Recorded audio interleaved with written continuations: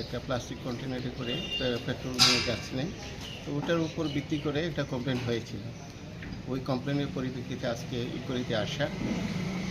তো ইনকোয়ারি সারলাম আমরা, ওনাদের সুপোজ করা হবে এবং ফর দ্য টাইমিং আমরা ওনাদের বললাম যে ক্লোজ থাকবে অতটুকুই ক্লোজ থাকবে।